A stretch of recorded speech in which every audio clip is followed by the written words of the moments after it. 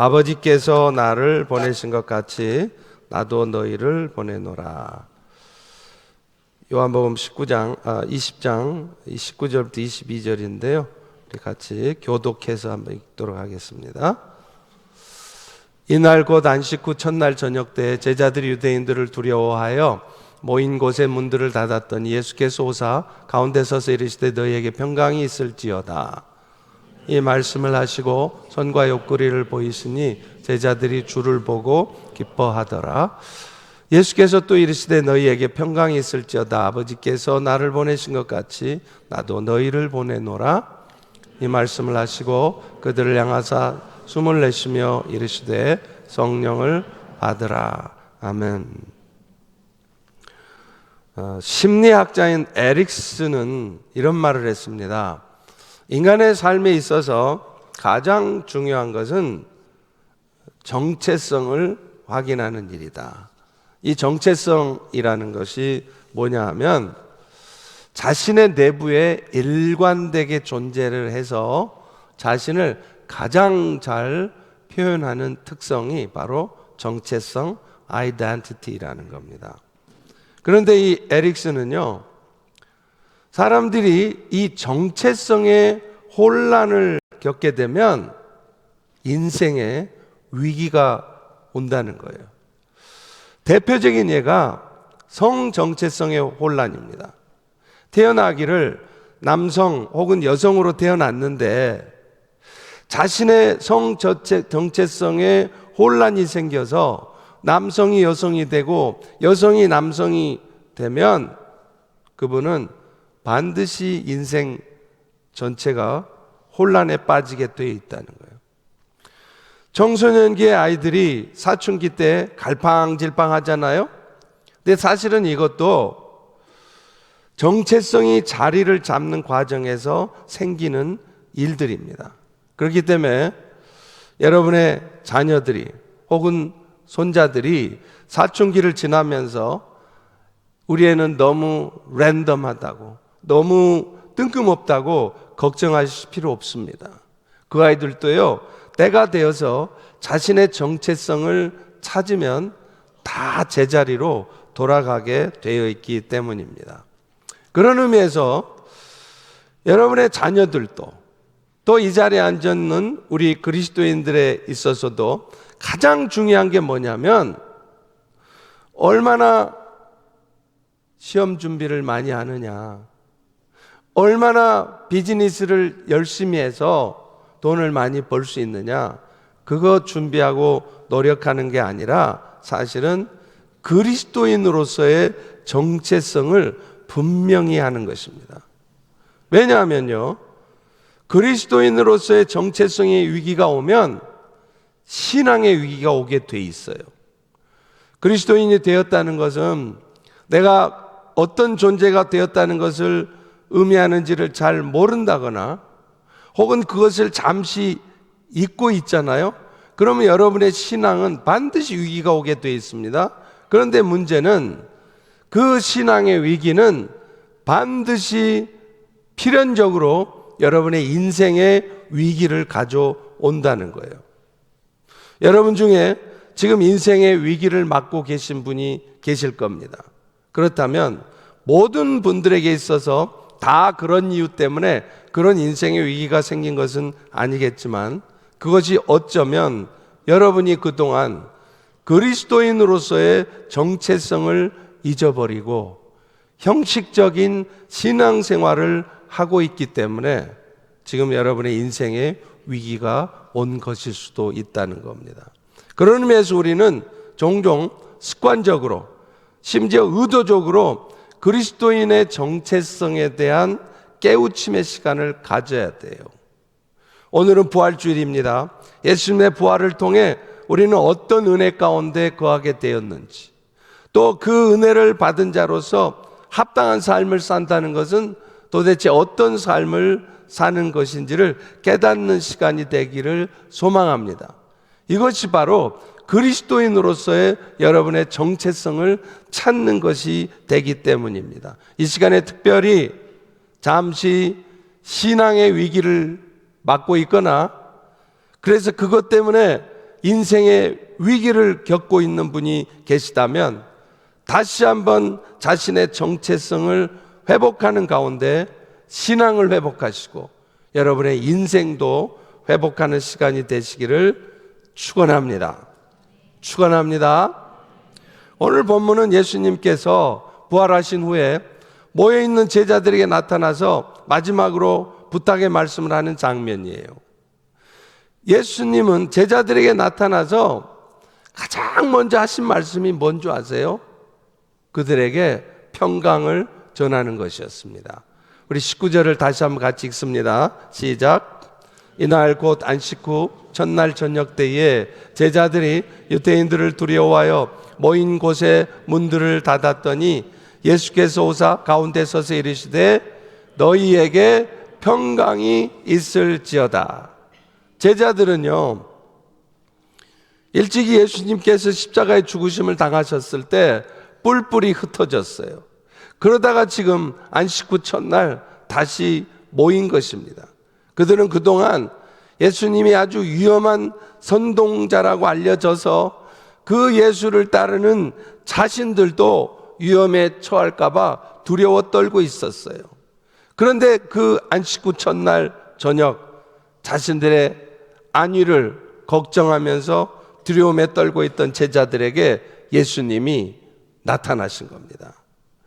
예수님께서 제자들에게 나타나서 하신 첫 번째 말씀, 그 말씀은 예수님이 왜 이 땅에 오셨는지, 또 그 예수님 때문에 우리는 어떤 축복을 누리며 살게 되었는지를 밝혀주는 말씀이에요. 다시 말하면 여러분들의 정체성을 밝혀주는 말씀이라는 겁니다. 그것은 바로 너희에게 평강이 있을지어다 라는 말씀이었죠. 그런데 여기서 말하는 이 평강은요, 헬라어로 하면 에이레네라는 단어를 쓰는데 이것은 여러분이 흔히 알고 있듯이 마음이 편안해진다거나 평화로운 삶을 사는 것을 말하는 게 아니라는 거예요. 에이레네 평강이라는 보다 근본적인 뜻은 하나님과 화목하는 관계가 되었다는 것을 의미하는 것입니다. 따라서 지금 예수님이 말씀하셨던 이 평강이라고 하는 건요, 사람들이 그저 기공 수련하는데 아시죠? 그 기 수련하는 데 가서 명상도 하고 요가도 하면서 마음 수양을 통해서 얻는 그런 평안이 아니라는 거예요. 이 예수님 말하는 평강은 사람들이 자기 노력을 통해서 얻어낼 수 있는 마음의 평안이 아니라 보다 근본적인 의미가 있는데 오직 예수님을 통해서만이 주어지는 하나님과의 화평, 피스를 의미한다는 겁니다. 그래서 에베소서 2장 14절 16절은 그 의미를 잘 설명하고 있는데요, 그는 우리의 화평이신지라 둘로 하나를 만드사 원수된 것 곧 중간에 막힌 담을 자기 육체로 하시고 십자가로 하나님과 화목하게 하려 하심이라, 이렇게 말하고 있는 겁니다. 여러분, 원래 하나님과 우리 사이는요, 죄로 말미암아 단절되어 있었어요. 그 증거가 뭔지 아세요? 오늘날 우리처럼 하나님과의 관계가 회복되지 않은 사람들, 세상의 사람들은요, 절대로 하나님의 존재를 알아보지 못합니다. 그가 세상의 최고의 지식을 가진 하버드의 박사라 할지라도 죄로 말미암아 하나님과 단절된 사람은 절대로 하나님을 알아보지 못한다는 거예요. 그래서 니체 아시죠? 이 니체 같은 천재 철학자도요, 무슨 말을 했느냐면 인류 역사를 이끌어가는 신적 계획은 없다, 신은 죽었다, 이렇게 말한 것입니다. 1844년 독일의 레켄이라고 하는 조그만 도시에서 루터교 목사의 아들로 태어났던 니체는요, 어려서부터 쇼펜하우어 철학에 심취했습니다. 여러분, 쇼펜하우어 얘기 들어보셨나요? 들어보셨겠죠? 이 쇼펜하우어 철학은 염세주의 철학의 대표적인 철학가예요. 그러니까 모든 것을 비관적으로 생각해요. 그래서 이 니체는 그런 염세주의 철학, 쇼펜하우어의 철학을 좋아하지 않았고, 그래서 대신에 자신을 초월할 수 있는 믿음을 가지고 살아가면 세상은 그렇게 염세적이지 않고 행복해질 수 있다, 그런 말을 합니다. 그래서 이런 니체에 대해서 세상은 열광을 했어요. 그래서 아십니까? 지금도요, 이 니체에 관한 책을 보면 철학서적 중에 가장 많이 팔리는 책 10가지 책의 안에 들어요. 그만큼 사람들이 이 니체 책을 찾습니다. 그 이유가 뭐냐면 이 니체의 초월적인 믿음을 통해서 마음의 평안을 얻고 싶은 거예요. 그런데 안타깝게도 그 니체가 말하는 믿음은요, 초월적인 신, 하나님을 극복하고 자기 자신을 믿는 믿음이에요. 그러니까 하나님 그 존재하지 않는다. 네 자신을 믿으라는 거예요. 너 자신을 믿으면 진정한 마음의 평안을 얻을 것이다.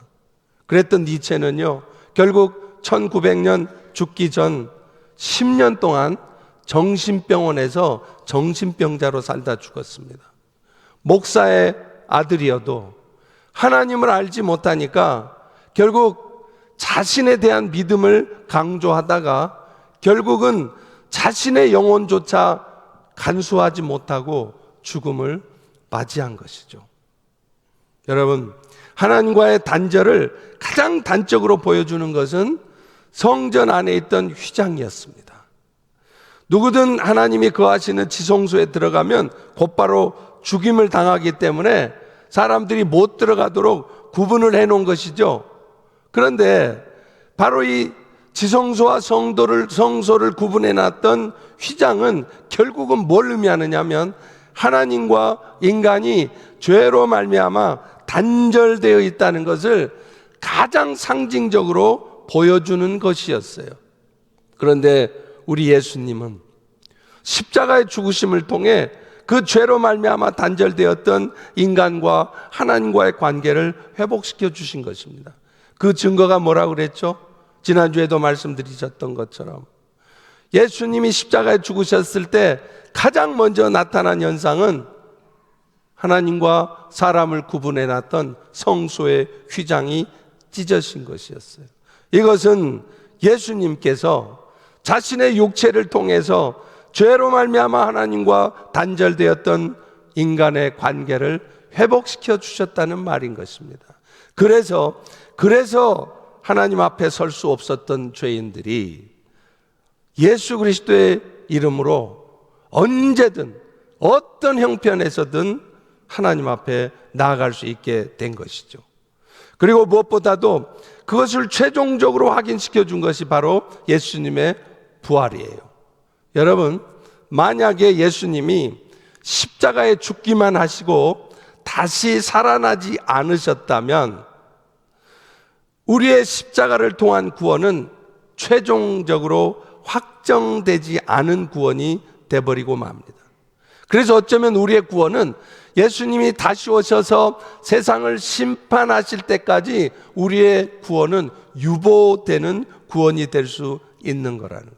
그런데 예수님이 죄의 삭신 사망을 이기시고 부활하셨다. 그것은 곧 예수님께서 인간들의 죄의 문제를 완전히 해결하셨다는 증거가 되는 것입니다.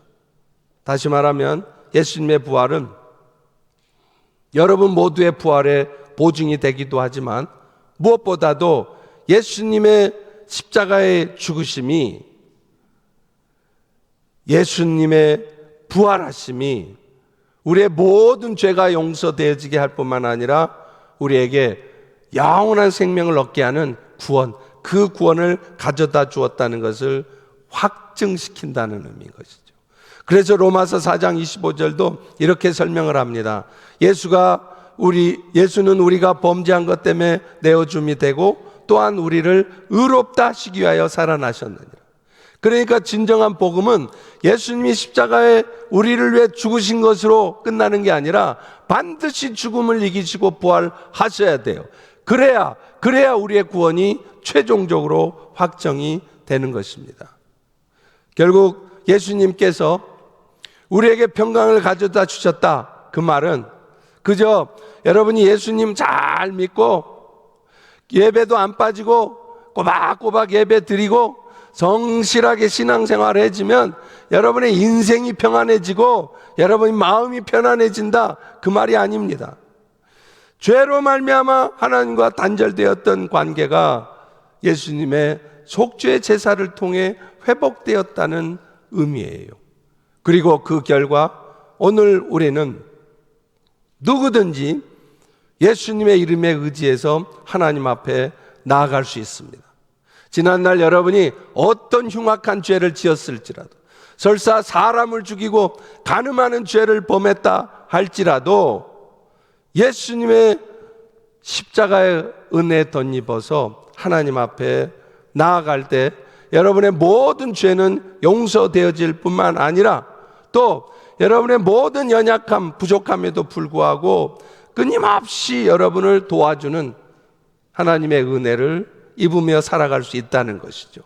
그래서 히브리서 4장 16절은 이런 말씀을 합니다. 그러므로 우리는 긍휼하심을 받고 때를 따라 돕는 은혜를 얻기 위하여 은혜 보좌 앞에 담대히 나아갈 것이라. 여러분을 항상 긍휼히 여기시고, 그래서 여러분이 어떤 연약한 상태에 있을지라도 그런 여러분들을 돕기 원하신다는 거예요. 여러분이 조금만 뭔가를 잘못해도 내가 너를 위해 십자가에 죽었는데 너는 그 따위로밖에 살지 못하니, 그렇게 말씀하시는 게 아니라 여러분의 어떤 연약함에도 불구하고 그까지 여러분을 포기하지 않으시고 그런 못된 행동을 하고 하나님 모른 척하고 내 멋대로 살아가고 있어도 그런 여러분들을 불쌍히 여기시면서 너 왜 그렇게 살고 있니? 너 왜 그렇게 나를 멀리하는 거야? 그렇게 여러분을 긍휼히 여기시며 여러분을 돕기 원하신다는 겁니다. 그래서 히브리서 4장 16절도 긍휼하심을 받고 때를 따라 돕는 은혜를 얻는다, 이렇게 말하는 거죠. 그런데 한 가지 우리가 기억해야 될 게 있어요. 때를 따라 돕는 은혜라는 말이 무슨 말이냐면, 하나님은 오늘도 여러분을 불쌍히 여기시고 돕기 원하세요. 근데 문제는 그 때가 여러분이 원하는 때가 아니라는 거예요. 하나님의 때라는 것을 잊지 않아야 된다는 거예요. 그리고 그 때는 대부분의 경우에 내가 바라는 때보다 늦어지는 경우가 많다는 것을 알아야 합니다. 왜 그러시느냐 하면 그런 늦어지는 상황들을 통해서 결국에는 여러분들로 하여금 믿음의 인내를 배우시게 하려는 것이 하나님의 뜻이기 때문에 그래요. 그래서 그런 과정을 통해서 앞으로 여러분이 어떤 어렵고 힘든 상황이 와도 끝까지 절망하지 않고 하나님을 신뢰하면서 낙심하지 않고 포기하지 않고 주님을 바라보며 하나님의 때를 기다릴 줄 아는 믿음의 사람이 되게 하려고 오늘도 하나님은 여러분이 원하시는 때가 아닌 하나님의 때에 도와주신다는 것입니다. 그런데 놀라운 것은요, 그렇게 하나님의 때를 기다리고 있으면 정말로 하나님께서는 가장 정확한 때, 여러분에게 가장 필요하신 때에 돕는 은혜를 허락하신다는 사실입니다. 이 은혜가 오늘 우리 모두에게 있다는 사실로 감사하며 기뻐할 수 있기를 축원합니다. 여러분, 사실 믿음이라는 것도요, 이 믿음을 가장 잘 표현하는 단어가 뭐냐면 인내예요. 우리는 믿음 좋다 그러면 성실, 근면, 봉사 이런 걸 떠올립니다. 그래서 누군가가 저 김 집사는 참 믿음이 좋아 그러면 그분은 교회에서 열심히 봉사하는 분 이렇게 생각해요. 그런데 믿음은요, 그게 아니에요. 어떤 상황에서도 결국에는 하나님이 하실 것을 믿기에 현재 상황을 보면서 낙심하고 미리 속단하고 좌절하고 그러지 않는 겁니다. 그것이 진짜 믿음이라는 거예요. 가나안 땅을 정탐하고 와서 똑같은 상황을 보았지만 그 똑같은 상황에 대해서 말하는 10명의 정탐꾼과 여호수아와 갈렙은 그 반응이 달랐어요. 하나님이 그 땅을 주셨다는 약속의 말씀을 붙잡기보다는 10명의 정탐꾼은요, 당장에 자기들의 눈에 보이는 것들을 가지고 판단하고 결정을 했습니다. 그래서 결국 그 10명의 정탐꾼들은 꿈에도 그리던 그 가나안 땅을 결국은 밟아보지 못했지 않습니까? 여러분, 우리는요, 이 10명의 정탐꾼에 대한 이야기를 들으면 착각을 하는 게 하나 있어요. 성경이 10명에 대한 정탐꾼을 아주 부정적으로 표현을 하고 있으니까 이 10명의 정탐꾼들은 아주 문제가 많은 아주 잘못된 사람으로 생각하기 쉬운데요, 그렇지 않습니다. 이 10명의 정탐꾼은요, 놀랍게도 각 지파에서 가장 성실하고 가장 똑똑하고 가장 일 잘하고 훌륭한 사람을 뽑은 거예요. 그런데 그런 사람들도 믿음의 눈으로 하나님의 약속의 말씀을 붙들지 못하니까 가나안 땅을 밟지 못했다는 것을 말하는 것이죠. 그런 의미에서 오늘 또 우리가 살아갈 때 기억해야 될 것은 하나님께서 나에게도 그런 믿음을 주시려고 하나님의 때를 조절하실 때가 있다. 그리고 하나님의 때가 되면 하나님께서 정확하게 일하실 것이라는 그 믿음을 가지고 흔들림 없이 나의 길을, 믿음의 길을 갈 수 있어야 된다는 것입니다. 사실 오늘날 세상의 사람들이 왜 살기 힘들다고 할까요? 제가 상담해 보면요, 많은 분들이 그래요. 목사님, 저 너무 살기 힘들어요. 그런데 여러분, 왜 그렇게 살기 힘드세요? 뭐가 그렇게 살기 힘드십니까? 그 살기 힘든 이유가 뭔지 아십니까? 자기 힘으로 살려고 하기 때문에 그래요. 미래를 알 수가 없고 설사 안다고 해도 대비할 능력이 전혀 없는데, 그런 무지하고 무기력한 사람이 자기 인생을 자기 힘으로 책임지려고 하고 자기 뜻대로 인생을 살아가려고 하니 당연히 걱정이고 불만투성일 수밖에요. 그런데 여러분, 예수님을 통해서 하나님과 교통하며 또 시시때때로 또 우리를 긍휼히 여기신 하나님께서 우리를 늘 돕기 원하시고 그 돕는 은혜를 주신다고 하시는 하나님의 은혜가 있는 우리들은 그 하나님을 의지하고 그 하나님께 우리의 삶을 맡기고 살아가면 절대로 살기 힘들다 소리 안 나옵니다. 불안하고 염려하고 걱정하지 않을 수 있어요. 어떤 상황에서도 하나님께서 나를 지키시고 인도하심을 믿기에, 지금 당장에는 이것이 내 마음에 안 들지만, 지금 당장에는 이런 상황들이 나를 힘들게 하지만 하나님께서 이런 일을 통해서도 결국에는 나를 향한 선하신 뜻을 이루실 것을 굳게 믿을 때 우리는 그때 진정으로 마음의 평안 가운데서도 살 수 있다는 겁니다. 설사 사탄의 역사로 말미암아 내 삶에 큰 고통이 와 있을지라도 그것들이 결국은 선하신 하나님의 뜻을 이루고야 말 것이기 때문이죠. 그런 의미에서 보면요, 예수님이 우리 모두에게 평강을 가져다 주신다, 그 말은 하나님과 우리의 관계가 회복되어진다는 그런 말씀이긴 하지만, 또한 그 평강으로 말미암아 우리도 마음의 평안을 얻을 수 있다는 의미도 포함되는 것입니다. 정말로 하나님과 관계가 회복되어져서 그 하나님을 의지하고 그 하나님께 모든 것을 맡기고 살아가면 정말로 마음의 평안을 얻을 수 있는 거예요. 사랑하는 성도 여러분, 여러분은 지금 그 평강을 누리고 계십니까? 또 그 평강으로 말미암아 마음의 평안을 누리고 계십니까?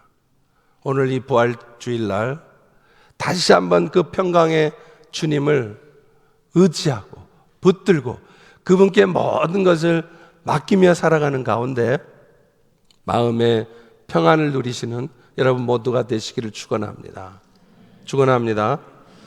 그런데 주님께서는요, 이렇게 우리에게 평강을 주시면서 또 하나 중요한 말씀을 하세요.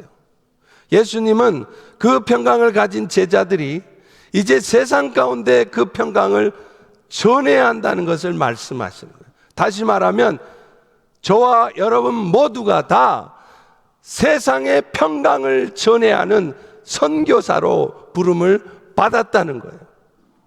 이다희 선교사님만이 아니라 김대영 목사만이 아니라 이 자리에 앉아 계신 여러분 모두가 다 세상으로 보냄을 받은 선교사라는 사실을 기억하셔야 된다는 겁니다. 21절의 말씀을 같이 한번 읽습니다. 시작. 예수께서 또 이르시되 너에게 평강이 있을지다. 아버지께서 나를 보내신 것 같이 나도 너희를 보내노라. 이제 예수님으로 말미암는 평강을 이제 너희가 세상에 전하라는 것이에요. 여러분 실제로 사복음서의 마지막을 보면요 항상 동일합니다. 부활하신 후에 승천하시기 전에 예수님은 오늘 요한복음의 본문의 말씀처럼요 이 땅에 남겨진 제자들에게 복음 전파의 사명을 주셨어요.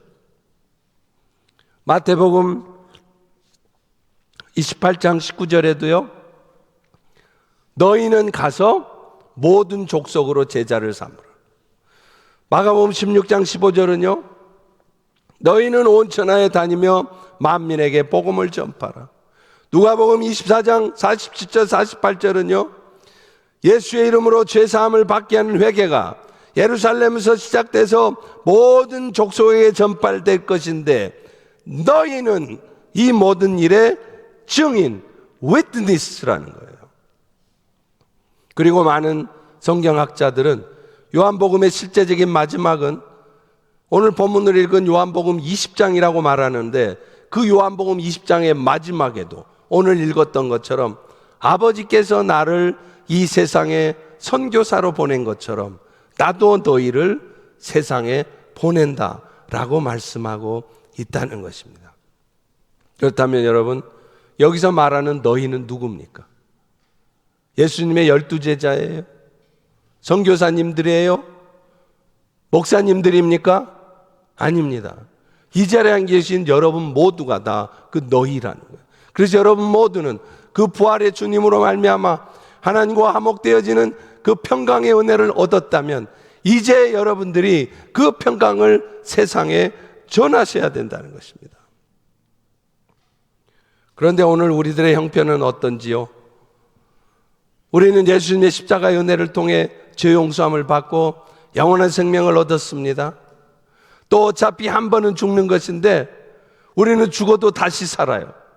그래서 하나님과 함께 영원토록 복된 삶을 살지 않습니까? 그것뿐입니까? 이 땅에 사는 동안에도 사탄이 어떤 역사를 벌여놔도 그 모든 일들을 통해 결국에는 선하신 하나님의 뜻을 이루어내시고야 말겠다고 여러분에게 약속을 하셨잖아요. 그 약속이 오늘 여러분에게 붙어 있단 말입니다. 사탄의 역사로 말미암아 여러분이 잠시 수고로운 일들, 억울한 일, 황당한 일, 고통스러운 일 겪을 수 있어요. 그런데 아십니까? 그 모든 일들이 결국에는 여러분들에게 유익한 것이 되어지도록 하나님께서 역사하시겠다고 약속하고 계시다는 거예요. 그런데 오늘 우리는 어떻게 살고 있습니까? 여전히 내 삶의 문제에 사로잡혀서 스스로 걱정과 근심과 어둠에 빠져 사는 거예요. 그러면서 살기 힘들다고 말하고 신앙생활하는 것은 더더욱 힘들다고 말하는 것입니다.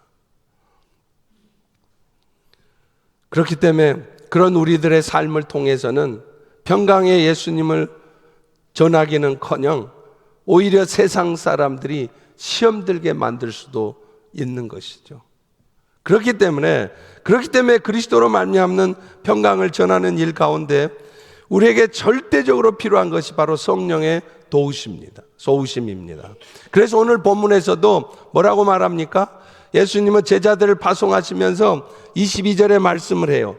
이 말씀을 하시고 그들을 향하사 숨을 내쉬며 이르시되 성령을 받으라. 여러분, 이 부분을 읽으면서 떠오르는 장면이 없으세요? 예수님이 제자들에게 나타나서 내가 너희에게 평강을 전한다 하시더니 이제 너희가 세상에 가서 그 평강을 전하라 하고 숨을 내쉬며 성령을 받으라 한다는 거예요.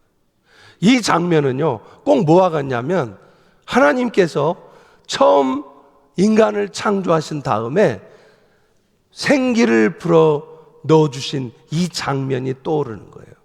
그러니까 지금 예수님께서 그렇게 하신 이유는 뭐냐? 하나님께로부터 지음받은 최초의 사람들이 피조된 만물에 대한 책임을 가졌던 것처럼 예수님으로부터 성령을 받아서 다시 새롭게 창조된 제자들도 앞으로 영적 세계에 대한 책임을 받았다는 것을 의미한다는 겁니다. 다시 말하면 여러분 모두가 다 이 세상을 책임져야 될 사명이 주어졌다는 거죠. 그런데 중요한 것은 그 사명을 감당하는 데 있어서 그 일들이 인간적인 지혜나 말의 능력으로 되지 않는다는 겁니다. 그래서 우리는 이 인간적인 지혜, 나의 능력으로 그 일들을 하려고 하다 보니까 신앙생활 하기가 힘들다 소리를 하고 복음 전하기가 힘들다 소리를 하는 것이에요. 오직 성령의 능력에 의해서만 그것이 가능한 것입니다. 실제로 사도행전 2장에 보면요, 오순절날 제자들에게 성령이 불같이 임하자 기적 같은 일이 일어납니다. 사도행전 2장에 보면 어떤 일이 일어납니까? 전혀 외국어는 배운 바가 없는 제자들이요, 세상의 그곳에 모인 수많은 사람들에게 각자 자기 나라 말로 복음을 전한다는 거예요. 소위 말해서 외국어 방언을 하게 된 겁니다. 사도행전 2장 3절 4절에 보세요. 마치 불의 혀처럼 갈라지는 것들이 그들에게 보여 각 사람 위에 임하더니 그들이 다 성령이 말하게 하심을 따라 다른 언어로 말하기를 시작하니라. 그 나라 말을 배운 적이 없는 사람들이 성령이 임하자 그 나라 사람들의 말로 복음을 전하기 시작했다는 것입니다. 이게 얼마나 놀라운 일입니까? 여러분, 그 나라의 말을 배워서 복음을 전하려고 하면 그게 얼마나 많은 시간이 걸리는 줄 아세요? 얼마나 어려운 일인 줄 아세요? 제가요 10여 년 전에 미국 와서 처음에는 영어도 잘 못하고 그래서 많이 쫄아서 지냈거든요. 말도 좀 못하고요. 근데 어느 순간 제가 알아버린 사실 하나가 있어요. 그게 뭐냐면 가만 보니까 우리 한국 분들 박사학위를 받았어도 영어를 못하더라고요. 되게 못하더라고요. 그것뿐입니까? 다 자라서 청년 지나서 미국에 오신 분들은 40년, 50년이 지났는데도 영어를 되게 못해요. 제가 그래서 그때 알아버렸습니다. 저도 지금도 얼마나 그 영어 때문에 힘든지 몰라요. 근데 생각해 보세요. 이렇게 한 나라의 언어를 배운다는 것이 40년, 50년을 노력하고 배워도 안 되는데, 아니 어떻게 성령이 임하자 각자 나라의 말로 예수 그리스도의 복음을 전하게 되냐 이 말이에요. 여러분, 이게 바로 성령의 능력이라는 것입니다. 그것뿐입니까? 그들은 성령의 역사로 말미암아서 엄청난 삶의 변화도 경험하죠. 베드로 보세요. 베드로만 해도 자기가 예수님의 제자였다는 사실이 탄로나면 죽임당할까 봐 두려워서 예수님을 저주까지 하며 부인했던 사람이잖아요. 그런데 그랬던 그가 부활하신 주님을 만나고 성령의 불의 역사를 경험하니까 완전히 다른 사람이 되는 거예요. 그야말로 사도 바울처럼 살든지 죽든지 오직 그리스도만 존귀하게 되기를 소망하는 가운데 복음을 전하는 사람으로 바뀌어졌더라 이 말이에요. 이 이유가 뭡니까? 성령이 임하니까, 성령이 역사하시니까 그렇게 됐다는 거죠. 무엇보다도 사도행전 2장 44절부터 46절에 나오는 말씀을 보면요, 예수님의 12제자들 뿐만 아니라 많은 초대교회 성도들이 성령 역사로 말미암아 엄청난 변화를 겪었다는 것을 보여줍니다. 거기 보면 이렇게 돼 있잖아요. 믿는 사람이 다 함께 있어 모든 물건을 서로 통용하고 또 재산과 소유를 팔아 각 사람의 필요를 따라 나눠주며 날마다 마음을 같이하여 집에서 떡을 떼고 기쁨과 순전한 마음으로 음식을 먹더라. 여러분, 말이 그렇지 내 것을 내 것이라 주장하지 않으면서 함께 나누어 쓸 수 있다는 거, 이게 가능한 일입니까? 여러분 생각해 보세요. 제가 펠로십 교회에 부임하자마자 여러분 모두에게 이렇게 말하는 겁니다. 모든 성도님들 집 팔고 땅 팔고 다 팔아서 교회 앞에 내놓으세요. 그러면 내가 여러분들 각자의 필요에 따라 필요한 분량대로 나눠주겠습니다. 제가 그렇게 여러분에게 선포하면 여러분 그 말에 따르시겠어요? 말에 따르기는커녕 저 쫓아내려고 난릴걸요. 그런데 지금 초대교회 성도들이 생각해 보세요. 어떻게 이런 일이 일어나냐고요. 자기의 것을 자기의 것이라 주장하지 않고 다 내어놓고 각자의 필요를 따라 나눠 쓴대요. 또 뭐라고 말합니까? 날마다 마음을 같이해서 성전에 모이기를 힘쓸 뿐만 아니라 집에서도 떡을 떼며 기쁨과 순전한 마음을 나누고 음식을 나눈대요. 제가 너무 안타까운 것 중에 하나가 오이코스를 하면요, 성도들 가정에서 돌아가면서 해야 되는데 잘 안 해요. 교회 와서 하려고 그래요. 왜 여러분은 집을 오픈하기를 꺼려하시나요? 부끄러워서 그러시나요? 초대교회 성도들은요 아니었어요. 각자 집에서 떡을 떼며 기쁨과 순전한 마음으로 음식을 먹고 나누었다는 것입니다. 그런데 이렇게 자기 집안 살림 보여주는 것이 전혀 부끄럽지도 않고, 그래서 늘 기쁜 마음으로 모여서 함께 음식을 해 먹고 은혜를 나눌 수 있었던 이유가 뭘까요? 성령의 역사였다는 겁니다. 그래서 실제로 로버트 뱅크스라는 학자가 역사적 사실에 근거해서 1세기 교회들의 예배 모습을 그린 책에 보면요, 당시 교회가 얼마나 놀라운 변화를 보여줬는가를 알 수 있어요. 여러분 아시다시피 고대 사회에서는 주인과 노예는요 절대로 같은 장소에서 식사를 할 수 없습니다. 그런데 놀랍게 초대교회는 어땠는 줄 아세요? 그 집에서 함께 식사를 할 때 주인과 노예가 함께 식사를 했대요. 특별히 주인이 높은 자리 상석에 앉는 게 아니라 주인이든 종이든 처음 그 자리에 온 사람들이 상석에 앉았다는 것입니다. 또 심지어는요 주인이 친히 음식을 들고 자기 노예들한테 가서 음식을 서빙해요. 여러분 이거는 고대 사회에서는 절대로 있을 수 없는 일입니다. 그런데 이런 일이 초대교회는 있었다는 거죠. 그 결과 어떤 일이 벌어졌습니까? 1세기 초대교회는 기독교 역사에서 그 유래를 찾아볼 수 없는 놀라운 성장을 했어요. 엄청나게 폭발적으로 성장했어요. 그 성장의 원인이 뭐였겠습니까? 그들이 전도를 열심히 해서 했나요? 아닙니다. 사실 당시 1세기 때는요 예수님의 예자도 꺼낼 수 없었어요. 그랬다간 바로 죽임을 당하기 때문이었습니다. 그렇게 전도 한번 하지 않는 교회가 어떻게 그런 폭발적인 성장을 하냐는 거예요. 그 이유는 그 초대교인들의 완전히 변화된 모습이었습니다.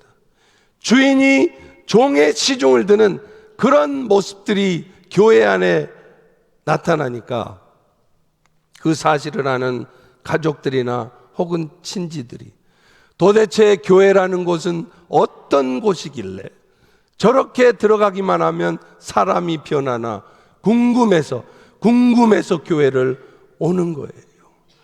개망나니 같았던 사람이 교회를 나가면서부터 온전한 사람이 되어지고 완전히 바뀌어지는 모습을 보니까 교회라는 것은 도대체 어떤 곳이기에 저런 일이 일어나는가 궁금해서 오지 말래도 전도 안 해도 교회로 자기 발로 모여들었게 되었다는 것입니다. 이 모든 변화의 원인은 바로 성령의 도우시였습니다. 그리고 그 성령의 도우심을 입는 자들은 어떤 사탄의 역사도 두렵지 않을 수 있게 되는 거예요. 그리스도인으로서 살아가면서 어쩔 수 없이라도 겪게 될 황당한 일들, 억울한 일들, 속상한 일들, 그런 어떤 힘든 상황이 와도 흔들리지 않을 수 있었다는 것입니다. 여러분, 베드로 4장 12, 13절에 보면요, 이런 말씀이 있습니다.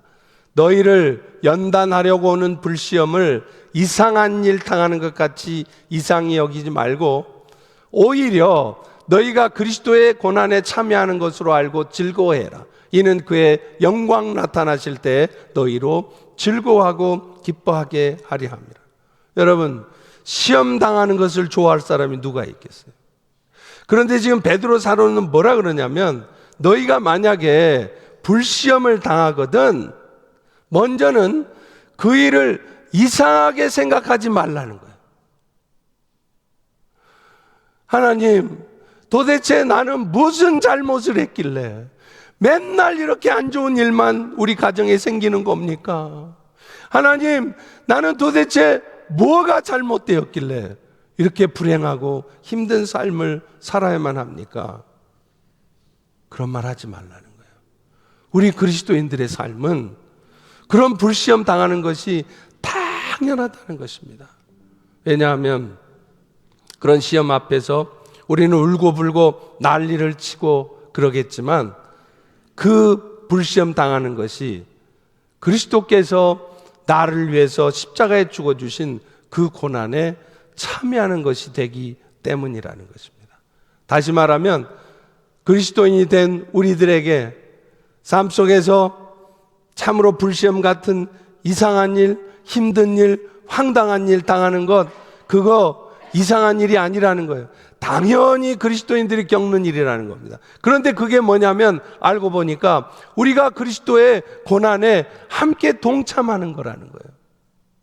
여러분은 지난 고난주간 동안 이 한 주간 동안 그 예수님의 십자가의 고난을 묵상하고 생각하면서 어떤 생각을 하셨어요? 어떤 고백을 하셨습니까? 아마 여러분 중에는 이런 고백을 하셨을 분이 있을지 모르겠어요. 예수님, 저 때문에 십자가의 고난을 당하게 해드려서 죄송해요. 그 십자가의 은혜가 눈물나게 감사해요. 이런 고백을 하셨겠죠? 여러분, 그런 고백하지 마시고 그 고백하는 대신에 여러분이 억울한 일, 속상한 일, 힘든 일 당할 때 그것을 이상한 일 당한 것으로 생각하지 않고 이것이 바로 내가 고마우신 예수님의 고난에 동참하는 것이다 라고 생각하시라는 거예요. 그것이 십자가의 고난에 감사하는 여러분들의 진정한 모습일 수 있다는 것입니다. 그런데요, 한 가지 더 놀라운 사실은 예수님이 십자가의 고난을 당하실 때 우리의 죄가 그쳐졌던 것처럼 여러분이 억울한 일, 속상한 일, 황당한 일, 그런 일을 겪고 있으면 그 고난 때문에 누군가의 죄의 문제가 해결되고 누군가의 영혼이 살려지고 세워진다는 것입니다. 그렇기 때문에 베드로 사도는 오늘 베드로전서 4장 13절에 그런 말씀을 하지 않습니까? 이는 그의 영광 나타나실 때에 너희로 즐거워하고 기뻐하게 합니다. 여기서 말하는 그의 영광이 나타나실 때라는 말은 무슨 말이겠습니까? 하나님께서 영광 받으실 일이 생길 때를 말하는 거예요. 그러니까 바꿔 말하면 이 말은 여러분이 억울한 일 당하고 속상한 일 당하면 왜 나는 이런 일 겪어야 되느냐고 짜증도 나고 불평스럽겠지만 알고 보면 그것이 나중에 보면 하나님의 영광이 나타나게 하는 일이 된다는 것입니다. 그러므로 그것을 생각한다면 내가 그리스도의 이름으로 치욕을 당하고 힘든 이 상황을 견뎌낼 수 있는 거예요. 이 일 후에 하나님께서 영광 받으실 일을 어떻게 나타내실지 오히려 기대할 수 있는 것입니다. 그렇다면 그것을 우리가 안다면 오늘 우리는 어떻게 해야 될까요? 베드로전서 4장 19절에 답이 나와요. 하나님의 뜻대로 고난을 받는 자들, 여러분들을 말하죠? 저를 말하죠? 선을 행하는 가운데 그 영혼을 미쁘신 창조주께 의탁할지어다. 어차피 내 뜻대로 되지도 않습니다. 그러니 걱정하지 말고 창조주 하나님께 의탁하라는 거예요. 돈도, 직장도, 사업도, 심지어는 생명도 다 이 세상의 주인 되시고 무엇보다도 정말로 미쁘신 우리 하나님께 맡겨보라는 것입니다. 그리고 그 와중에 오늘 또 우리가 할 일은 선을 행하는 것입니다. 눈에는 눈, 이에는 이가 아니라 악을 악으로 갚지 말고 선으로 갚아보는 일을 해보라는 거예요. 그러면 어떤 일이 벌어지느냐? 그분이 영광 받으시는 일이 곧 나타난다는 겁니다. 할렐루야, 할렐루야. 말씀을 맺습니다. 최근에 저는 이상한 경험들을 하고 있어요. 계속 말씀드리지만 1월 초에 제가 탈북민연합 집회 가서 성령의 불을 받은 이후에 제 삶에 변화들이 생겼습니다. 그게 뭐냐면 화가 나지 않는 거예요. 여러분이 누군가 저한테 찾아와서 막 화를 좀 돋궈보세요. 제가 화를 내나 안 내나 한번 봐보세요. 이상하게 화가 안 나요. 어떤 속상한 일이 생겨도 이전 같으면 화가 팍 날 것 같은데 요즘은요, 그럴만 하겠다. 뭐 그럴만한 일이 있겠지. 이렇게 생각이 되면서 하나도 화가 나지 않습니다. 그것뿐입니까? 저는 말씀을 전할 때마다 느껴요. 이게 지금 내가 전하는 게 아니라는 거예요. 성령이 역사하신다는 것을, 성령께서 불을 토하고 계신다는 것을 저는 제가 느끼고 있어요. 네 모든 변화의 원인이 뭘까요? 성령이시라는 거예요. 사랑하는 성도 여러분, 사람의 생명은 주의 손에 달려 있습니다. 제가 늘 말하지만 아무리 죽으려고 옥상에서 떨어져도요, 살아야 될 사람은 빨랫줄에 걸려 살든지 나뭇가지에 걸려 살든지 살아요. 사람 생명이 그렇게 호락호락하지 않습니다. 그리고 심지어 죽게 된다 할지라도 부활하셔서 예수님 당시 수많은 사람들에게 나타나셨던 예수님 때문에 우리 모두도 죽어도 다시 살게 된다는 거예요.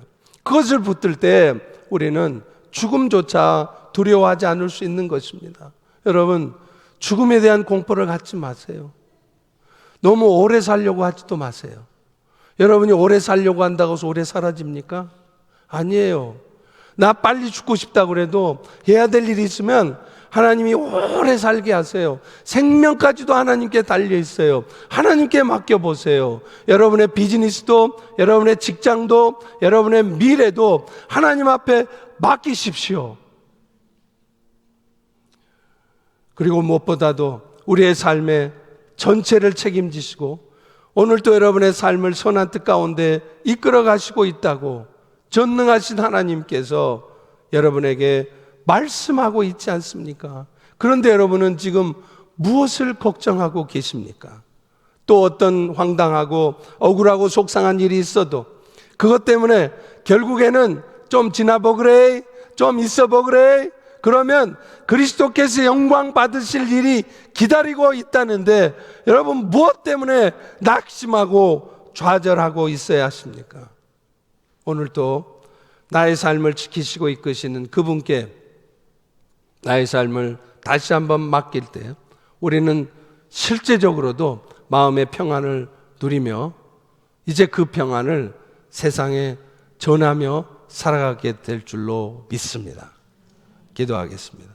하나님, 오늘 또 부활주의를 맞이해서 예수님께서 우리에게 평강을 주시며 그 평강을 세상에 전하라고 말씀하신 것이 어떤 의미가 있는지 깨닫게 하시니 감사합니다. 이제 성령의 도우심을 통해 나의 모든 삶을 창조주 하나님께 의탁합니다. 내가 먹고 사는 것도, 나의 비즈니스도, 또 나의 생명조차도 창조주 하나님께 의탁합니다. 오직 남은 인생 선을 행하는 일에 집중할 때 오히려 하나님의 영광이 나타나고 하나님의 일하시님이 나타날 수 있도록 은총 베풀어 주시옵소서. 예수님의 이름으로 기도합니다. 아멘. 우리 다 일어나셔서